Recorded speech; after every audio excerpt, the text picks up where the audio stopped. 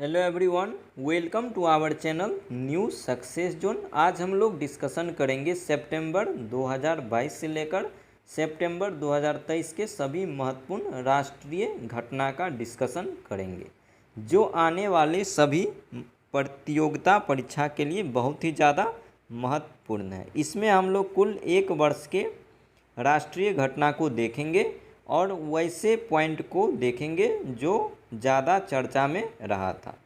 इसलिए जितने भी स्टूडेंट हमारे चैनल पे नए हैं, सबसे पहले आप लोग चैनल को सब्सक्राइब कर लेंगे और वीडियो को लाइक कर देंगे। तो चलिए शुरू करते हैं टोटल एक वर्ष का करेंट अफेयर।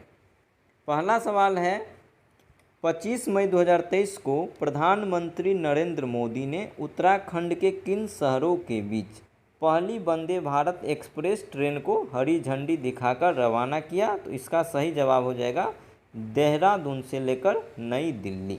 तो उत्तराखंड की जो पहली वंदे भारत ट्रेन चलाई गई वो देहरादून और दिल्ली के बीच चलाई गई। नेक्स्ट देखेंगे, आप लोग इसे भी याद रखेंगे, उत्तराखंड को 100% इलेक्ट्रिक ट्रैक्शन वाला राज्य घोषित किया गया है। अब देखेंगे रेल से संबंधित महत्वपूर्ण पॉइंट। पहला है, पहली वंदे भारत ट्रेन जो है यह चलाई गई थी वाराणसी और दिल्ली के बीच चलाई गई थी। नेक्स्ट है, पहली भारत गौरव ट्रेन। भारत गौरव ट्रेन जो पहली थी वो चलाई गई थी कोयम्बटूर और शिरडी के बीच चलाई गई थी। नेक्स्ट है, पहली ऑक्सीजन ट्रेन जो चलाई गई थी कोरोना काल के दौरान वो विशाखापट्टनम और मुंबई के बीच चलाई गई थी। नेक्स्ट है, पहली किसान ट्रेन, ये चलाया गया था महाराष्ट्र और बिहार के बीच चलाया गया था। और नेक्स्ट है, पहली वाटर मेट्रो। तो पहली वाटर मेट्रो ये चलाया गया था कोच्चि केरल में चलाया गया था। और हाल ही में ये सवाल पूछा गया था कि भारत की पहली अंडर वाटर मेट्रो ये कहाँ चलाया गया? तो ये कोलकाता में हुगली नदी के नीचे सुरंग बनाकर पहली अंडर वाटर मेट्रो चलाया गया है। इसे आप लोग याद रखेंगे। नेक्स्ट है, रेलवे बोर्ड का नया अध्यक्ष एवं सीईओ किसे नियुक्त किया गया? तो ये जया वर्मा सिन्हा को नियुक्त किया गया है। और जया वर्मा सिन्हा जो है रेलवे के अध्यक्ष और सीईओ के पोस्ट पर नियुक्त होने वाली प्रथम महिला है, इसलिए ये सवाल बहुत ही ज़्यादा इम्पोर्टेंट है। अगला है कि वर्तमान में जो रेलवे मिनिस्टर कौन है? तो उसका नाम है अश्विनी वैष्णव। नेक्स्ट क्वेश्चन देखेंगे हम लोग, मत्स्य पालन पशुपालन एवं डेयरी मंत्री पुरुषोत्तम रूपाला ने कहां पर सागर परिक्रमा यात्रा के 5वें चरण का शुभारंभ किया है? तो ये किया गया है करंजा महाराष्ट्र में किया गया, जो कहां पर है? तो ये रायगढ़ में है। तो सागर परिक्रमा यात्रा के 5वें चरण का शुभारंभ किया गया है महाराष्ट्र में, किसके द्वारा? तो पुरुषोत्तम रूपाला के द्वारा। इसका उद्देश्य है मछुआरों तथा अन्य लाभार्थियों के मुद्दे को हल करना और उनको आर्थिक सहायता प्रदान करना। नेक्स्ट क्वेश्चन देखेंगे, किसने कर्नाटक के नए मुख्यमंत्री के रूप में शपथ ग्रहण किया? तो ये कांग्रेस के नेता है जिसका नाम है सिद्धारमैया। और सिद्धारमैया जो है ये मुख्यमंत्री 2 बार राज्य के मुख्यमंत्री बन चुके हैं। आप लोग को बता दें कि वर्तमान में जो कर्नाटक के राज्यपाल है वह कौन है? तो वो थावरचंद गहलोत है। इसी के द्वारा सिद्धारमैया को शपथ दिलवाया गया है। नेक्स्ट क्वेश्चन देखेंगे हम लोग,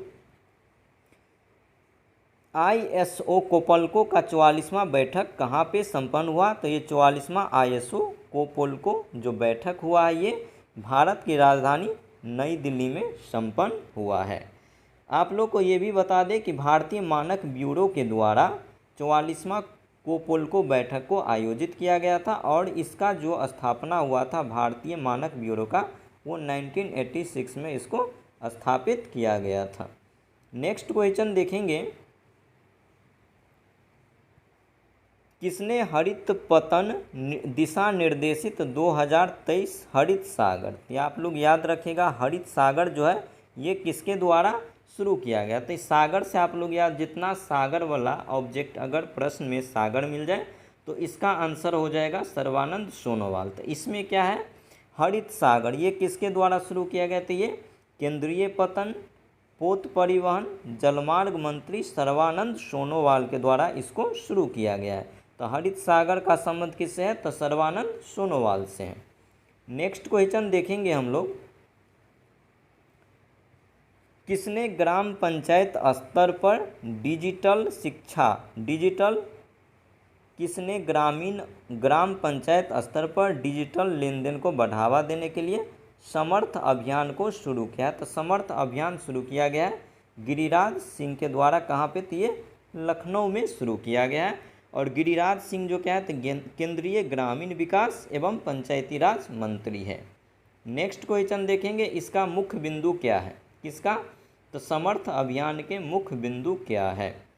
उल्लेखनीय है कि ग्रामीण विकास मंत्रालय जो है 50,000 ग्राम पंचायतों में डिजिटल लेन देन को बढ़ावा देने के लिए इसे चलाया गया था। और इसको कब चलाया गया? तो इसका शुरुआत जो हुआ था समर्थ अभियान का, ये हुआ था 1 फरवरी 2023 को शुरू हुआ था और ये 15 अगस्त 2023 तक जारी रहा था। नेक्स्ट क्वेश्चन देखेंगे, जल शक्ति मंत्रालय जो वर्तमान में कौन है? तो ये गजेंद्र सिंह शेखावत है। इसने जल स्रोतों की गणना रिपोर्ट जारी की है। और ये कौन सी रिपोर्ट थी? तो ये पहली रिपोर्ट थी। आप लोग याद रखिए कि जल स्रोत का जो गणना रिपोर्ट जारी किया गया है गजेंद्र सिंह शेखावत के द्वारा, वह पहली रिपोर्ट थी। इसमें जल स्रोतों की संख्या के मामले में शीर्ष 5 राज्य कौन है? तो प्रथम पे कौन है? तो प्रथम पे है पश्चिम बंगाल है, उसके बाद है उत्तर प्रदेश, उसके बाद आंध्र प्रदेश, उसके बाद उड़ीसा, अतः असम। तो टॉप पे जो राज्य है उसको आप लोग याद रखिएगा, तो पश्चिम बंगाल टॉप पे है। इसमें इम्पोर्टेंट पॉइंट है कुछ, जल शक्ति मंत्रालय ने देश भर में पहली बार जल स्रोतों की गणना की है, जिसमें टॉप पे कौन है? तो टॉप पे है पश्चिम बंगाल। उसके बाद हम लोग बात करेंगे अगले सवाल पे। अगला सवाल है, जन जैव विविधता रजिस्टर को अद्यतन बनाने और सत्यापन के लिए राष्ट्रीय अभियान का शुभारंभ कहाँ किया गया? तो ये गोवा में किया गया है। नेक्स्ट क्वेश्चन है, राष्ट्रीय अभिलेखागार के ऐतिहासिक दस्तावेजों के 1 करोड़ से अधिक पन्नों वाले एक पोर्टल की शुरुआत हुई है। उस पोर्टल का क्या नाम है? तो उस पोर्टल का नाम है अभिलेख पोर्टल। नेक्स्ट ऑब्जेक्टिव देखेंगे, केंद्रीय कृषि एवं किसान कल्याण मंत्री नरेंद्र सिंह तोमर ने बीज के उत्पादन की चुनौती से निपटने, गुणवत्तापूर्वक बीज की पहचान करने, बीज प्रमाणीकरण के लिए किस पोर्टल या मोबाइल ऐप को लॉन्च किया गया? तो ये साथी पोर्टल एवं मोबाइल ऐप को लॉन्च किया गया है। नेक्स्ट क्वेश्चन देखेंगे, नेक्स्ट है सार्वजनिक क्षेत्र के किस उद्यम को कब? तो ये 10 अप्रैल 2023 को सार्वजनिक क्षेत्र के किस उद्योग को मिनी रत्न श्रेणी 1 का दर्जा प्राप्त हुआ है? तो ये मिनी रत्न श्रेणी 1 का दर्जा जो है ये प्राप्त हुआ है भारतीय सौर ऊर्जा निगम कंपनी है, जिसको मिनी रत्न श्रेणी 1 का दर्जा प्राप्त हुआ है। और इसका स्थापना हुआ था 20 सितंबर 2011 को, यानी कि 2011 में भारतीय सौर ऊर्जा निगम को स्थापित किया गया और 2023 में इसको मिनी रत्न श्रेणी 1 का दर्जा प्राप्त हो गया है। और वर्तमान में भारतीय सौर ऊर्जा निगम जो है इसके एमडी कौन है? तो इसके एमडी है सुमन शर्मा। आप लोग को ये भी बता दें कि जो भारत में महारत्न कंपनी की संख्या वर्तमान में कितनी है? तो महारत्न कंपनी की संख्या 13 है। वही नवरत्न कंपनी की संख्या कितना है? तो नवरत्न कंपनी की संख्या 15 है। और मिनी रत्न कंपनी पहले 73 था, इसमें एक आप लोग और ऐड कर लीजिएगा, और एक ऐड करेंगे तो कितना हो जाएगा? तो 74। तो टोटल मिनी रत्न कंपनी कितना हो गया? तो 74 हो गया है। नेक्स्ट देखेंगे हम लोग,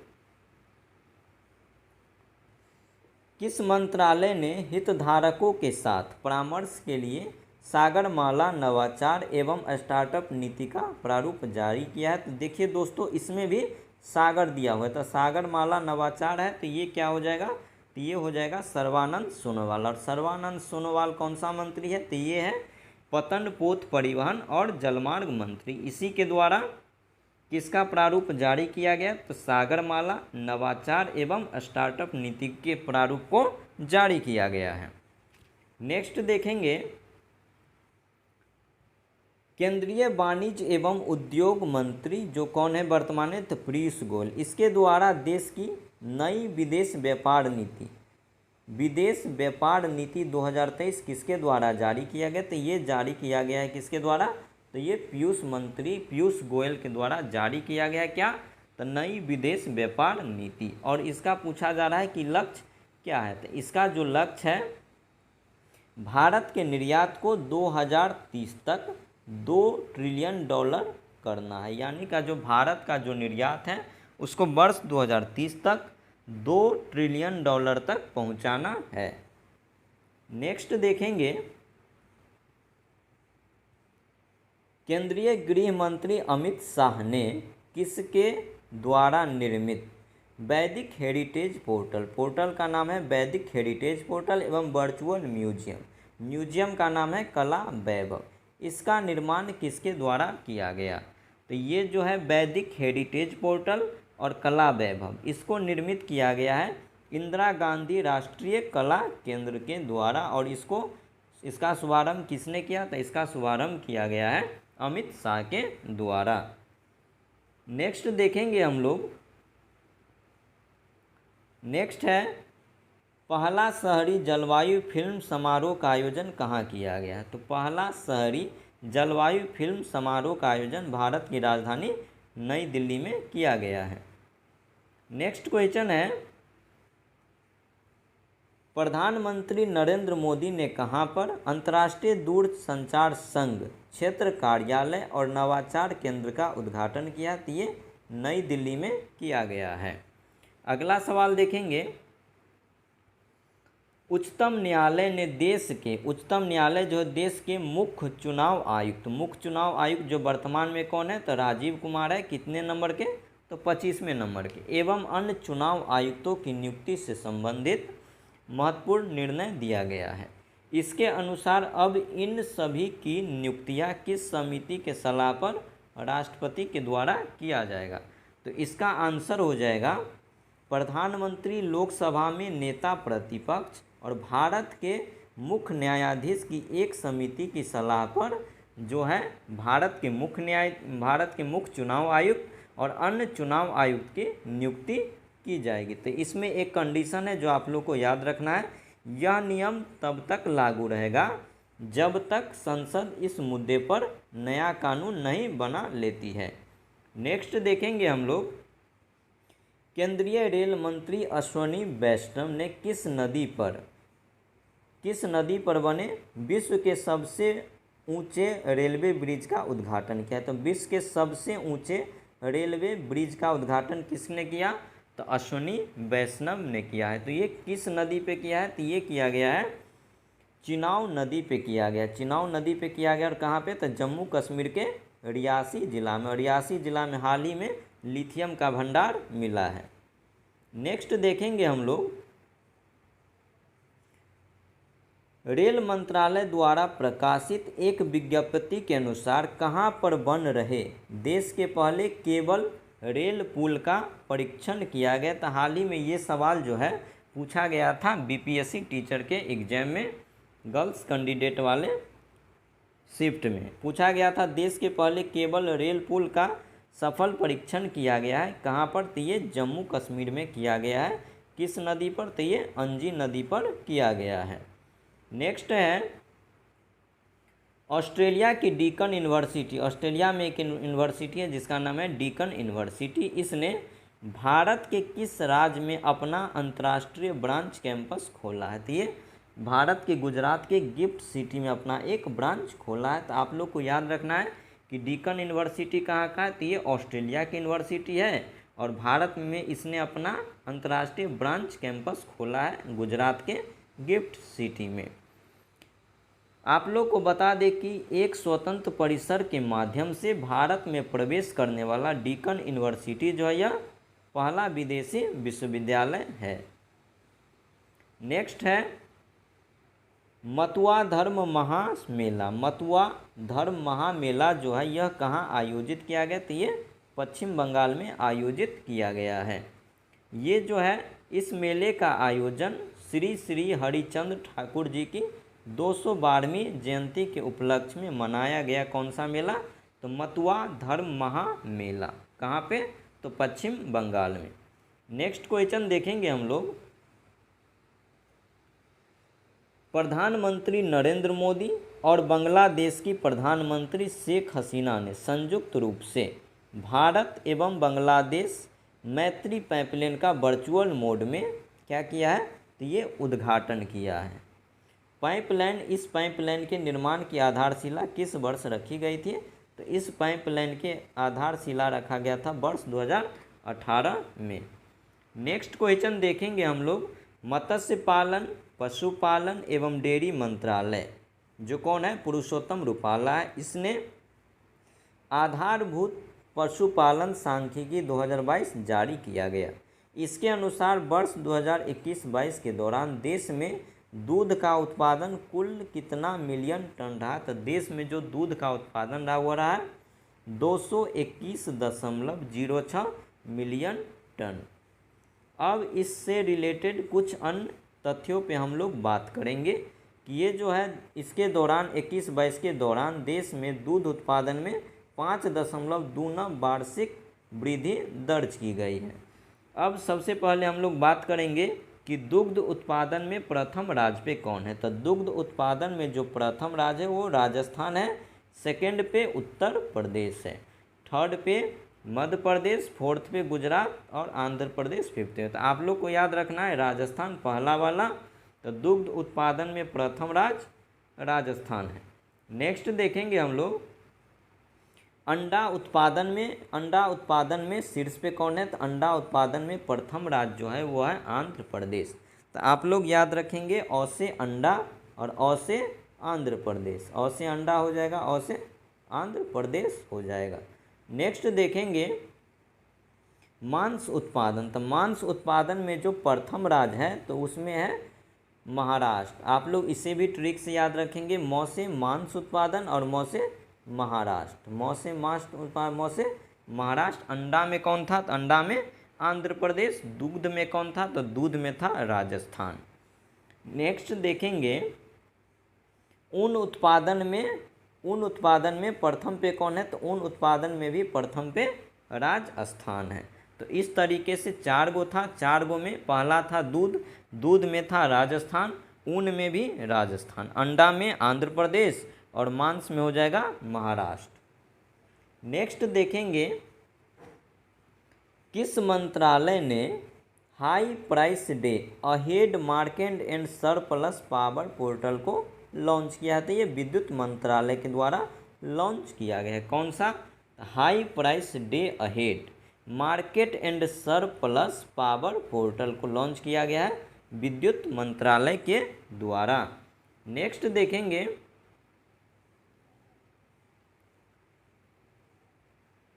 10 से 11 फरवरी 2023 के मध्य अपनेक्स्ट इंडिया 2023 के पहला संस्करण था और इसको आयोजित किया गया था गुरुग्राम हरियाणा में।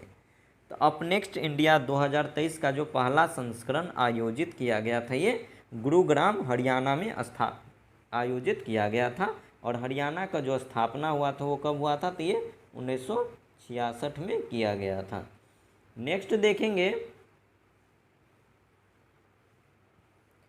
27 से 31 जनवरी 2023 के मध्य संघाई सहयोग संगठन यानी कि SCO फिल्म महोत्सव, SCO का जो फिल्म महोत्सव हुआ है यह कहाँ आयोजित किया गया? तो ये मुंबई महाराष्ट्र में आयोजित किया गया है। आप लोग इसी के साथ एक और याद रखेंगे, ये तो है SCO फिल्म महोत्सव, तो ये मुंबई महाराष्ट्र में हुआ था। इसके अतिरिक्त एक हुआ था G20 फिल्म महोत्सव।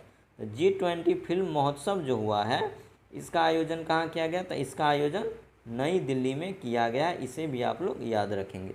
SCO फिल्म महोत्सव हो जाएगा तो मुंबई हो जाएगा और G20 फिल्म महोत्सव हो जाएगा तो ये नई दिल्ली हो जाएगा। इसे भी आप लोग याद रखेंगे।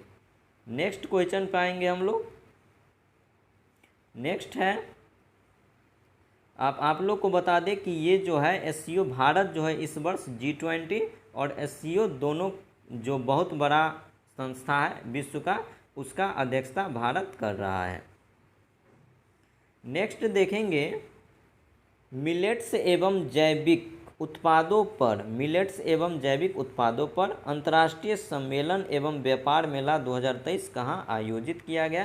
तो इसका आयोजन बेंगलुरु कर्नाटक में किया गया था। संयुक्त राष्ट्र की घोषणा के अनुरूप 2023 को अंतर्राष्ट्रीय मिलेट्स वर्ष के रूप में मनाया जा रहा है। इसलिए क्या है 2023 जो है ये बहुत ही ज़्यादा इम्पोर्टेंट है।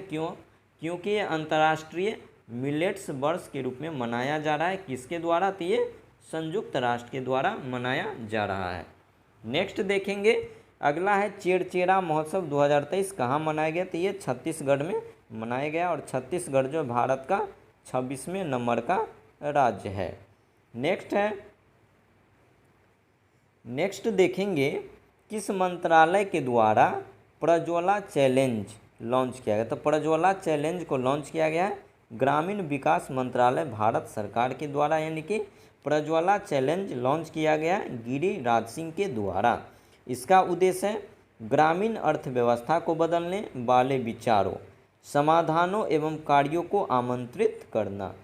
नेक्स्ट देखेंगे, ये बहुत ही अच्छा सवाल है, किसके द्वारा विकसित स्वस्थ गर्भ ऐप को लॉन्च किया गया? तो स्वस्थ गर्भ ऐप को लॉन्च किया गया है IIT रुड़की के द्वारा और एम्स नई दिल्ली के द्वारा, दोनों ने मिलकर स्वस्थ गर्भ ऐप को विकसित किया है। अब देखेंगे इसका उद्देश्य क्या है स्वस्थ गर्भ ऐप का। ये जो है महिलाओं के गर्भावस्था के दौरान स्वास्थ्य संबंधी सुविधा के लिए पहला ऐप है जो डॉक्टर की सलाह तक तुरंत पहुंच प्रदान किया जाएगा। इसका उद्देश्य गर्भवती महिलाओं को समय पर प्रसव पूर्व देखभाल सुविधा को सुनिश्चित किया जाएगा। नेक्स्ट क्वेश्चन है, दिसंबर 2022 को किस मंत्रालय द्वारा दो प्रमुख पहल सिटी फाइनेंस रैंकिंग 2022 और सिटी ब्यूटी कंपटीशन इसको लॉन्च किया गया? तो ये आवास और शहरी कार्य मंत्रालय के द्वारा लॉन्च किया गया है। किसको? तो ये दो पहल है, सिटी फाइनेंस रैंकिंग और सिटी ब्यूटी कंपटीशन। इसको लॉन्च किया गया किसके द्वारा? तो आवासन एवं शहरी कार्य मंत्रालय के द्वारा। नेक्स्ट देखेंगे 5 दिसंबर 2022 को केंद्र सरकार ने बांस क्षेत्र के विकास, तो बांस शब्द सुनने से पता क्या चलता है, ये किसान इसका आंसर होगा। तो बांस क्षेत्र के विकास को बढ़ावा देने हेतु किसकी अध्यक्षता में एक सलाहकार समूह का गठन किया गया है? तो इसका सही जवाब हो जाएगा सचिव कृषि एवं किसान कल्याण मंत्रालय। तो कृषि एवं किसान कल्याण मंत्रालय के द्वारा बांस क्षेत्र के विकास को बढ़ावा देने के लिए अध्यक्षता में सलाहकार समूह को गठित किया गया है। और इसका जो ये क्या है, तो ये एक प्रकार का केंद्र प्रायोजित योजना है जिसमें पुनः राष्ट्रीय बांस मिशन को वर्ष 2018-19 के दौरान शुरू किया गया था। तो राष्ट्रीय बांस मिशन जो है इसको वर्ष 2018-19 में शुरू किया गया था। नेक्स्ट क्वेश्चन देखेंगे, भारत और बांग्लादेश के पड़ोसी क्षेत्रों के मध्य घनिष्ठ सांस्कृतिक संबंधों का जश्न मनाने हेतु पहला, कितने नंबर का? तो पहला सिलचर सिलहट महोत्सव कहाँ मनाया गया? तो ये मनाया गया सिलचर उड़ीसा में। तो सिलचर सिलहट महोत्सव जो मनाया गया ये असम में मनाया, कहाँ मनाया गया? असम में मनाया गया है। क्यों मनाया गया है? तो ये इस कार्यक्रम का आयोजन भारत की स्वतंत्रता की 75 वर्ष एवं पाकिस्तान से बांग्लादेश की मुक्ति की 50वीं वर्षगांठ के उपलक्ष्य में मनाया गया। तो भारत की आज़ादी का 75 वर्ष और बांग्लादेश की आज़ादी का 50 वर्ष के उपलक्ष्य में सिलचर सिलहट महोत्सव का आयोजन असम के सिलचर में किया गया है। नेक्स्ट क्वेश्चन है, दिसंबर 2022 में स्वच्छ वायु सर्वेक्षण 2022 की ओवरऑल रैंकिंग में 10 लाख से अधिक आबादी वाले शहरों में किन शहरों को शीर्ष स्थान प्राप्त हुआ? तो ये लखनऊ को शीर्ष स्थान प्राप्त हुआ है। अन्य दो शहर हैं जो 2 नंबर पे कौन है? तो प्रयागराज है और 3 पे वाराणसी है। नेक्स्ट देखेंगे हम लोग, भारत के रजिस्ट्रार जनरल के कार्यालय द्वारा जारी एक विशेष बुलेटिन के अनुसार मातृ मृत्यु दर वर्ष 2018-20 में कितने प्रति लाख जीवित जन्म हो गई है? तो ये हो गया है 97 प्रति लाख जीवित जन्म, जबकि 2014-16 में मातृ मृत्यु दर जो था 130 प्रति लाख जीवित जन्म था। नेक्स्ट क्वेश्चन देखेंगे। नेक्स्ट है नवंबर 2022 में प्रधानमंत्री नरेंद्र मोदी ने कहां पर स्टैचू ऑफ प्रोस्पेरिटी का अनावरण किया? तो स्टैचू ऑफ प्रोस्पेरिटी का संबंध है बेंगलुरु के संस्थापक से संबंधित है, और तो ये स्थापित किया गया बेंगलुरु कर्नाटक में, और ये संबंधित है किस व्यक्ति से? तो ये संबंधित है बेंगलुरु के संस्थापक नाद प्रभु केम्पेगौड़ा से संबंधित है, और इसी के याद में इस प्रतिमा को बनाया गया है, जिसकी ऊंचाई कितनी है? तो इसकी ऊंचाई है 108 फीट इसकी ऊंचाई है। तो स्टैचू ऑफ प्रोस्पेरिटी का संबंध हो जाएगा कर्नाटक के संस्थापक यानी कि बेंगलुरु के संस्थापक नाद प्रभु केम्पेगौड़ा से, और प्रतिमा की ऊंचाई पूछा जाएगा तो 108 फीट ऊंची है। नेक्स्ट क्वेश्चन देखेंगे तोखु इमोंग महोत्सव। तो तोखु इमोंग महोत्सव मनाया गया है नागालैंड में, इसका आयोजन किया गया है, और ये जो महोत्सव है ये मनाया जाता है लोथा जनजाति का ये फसल उत्सव है। तो लोथा जनजाति का संबंध हो जाएगा नागालैंड से, और इसके द्वारा मनाया जाता है तोखु इमोंग महोत्सव। नेक्स्ट देखेंगे किस संस्था द्वारा डिजिटल शक्ति अभियान के चौथे चरण यानी कि डिजिटल शक्ति 4.0 का शुभारंभ किया गया है? तो डिजिटल शक्ति 4.0 का शुभारंभ किया गया है राष्ट्रीय महिला आयोग रेखा शर्मा के द्वारा, और प्रथम जो अध्यक्ष थी राष्ट्रीय महिला आयोग की वह थी जयंती पटनायक। नेक्स्ट इसका उद्देश्य क्या है?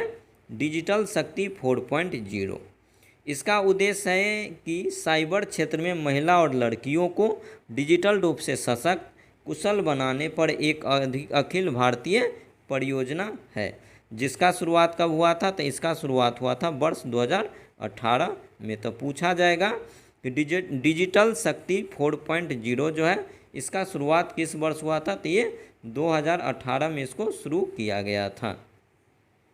नेक्स्ट क्वेश्चन देखेंगे 41वें भारत अंतर्राष्ट्रीय व्यापार मेला 2022 का आयोजन जो है ये नई दिल्ली के प्रगति मैदान में किया गया, और इस मेले का थीम क्या था? तो इसका थीम था वोकल फॉर लोकल और लोकल टू ग्लोबल। तो ये आप लोग याद रखेंगे। 41वां भारत अंतर्राष्ट्रीय व्यापार मेला का आयोजन कहाँ किया गया? तो ये नई दिल्ली के प्रगति मैदान में किया गया, और इसका उद्देश्य था यानी कि थीम था वोकल फॉर लोकल और लोकल टू ग्लोबल।